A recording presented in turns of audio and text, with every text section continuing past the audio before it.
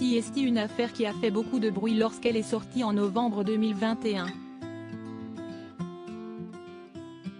Quelques mois après son éviction de Canal+, Pierre Ménès a été mêlé à une affaire distincte et qui implique une hôtesse du Parc des Princes, lors d'un match du Paris Saint-Germain face au FC Nantes.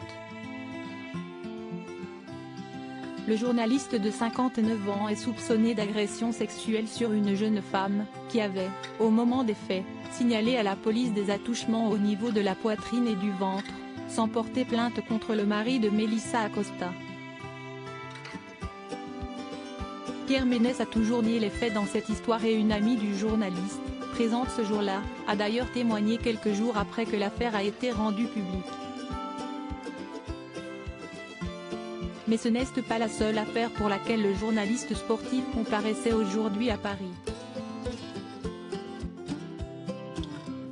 Arrivé peu avant 9 h en marchant avec difficulté au tribunal correctionnel de la capitale, l'ancien consultant télévisuel était également jugé pour des soupçons d'atteinte sexuelle le 18 juin 2018 après les plaintes de 2 employés d'un magasin parisien de l'équipementier sportif Nike.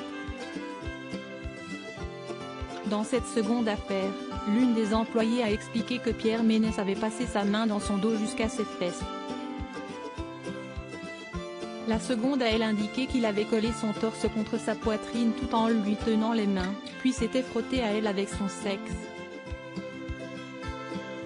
Prison avec sursis requise contre le journaliste dans ces 2 affaires distinctes.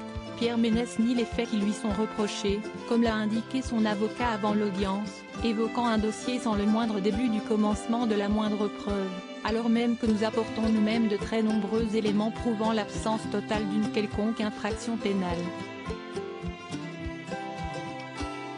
Après plusieurs heures de procès, le jugement vient de tomber et le tribunal correctionnel de Paris a requis ce mercredi 8 mois de prison avec sursis et 10 000 € d'amende contre le journaliste.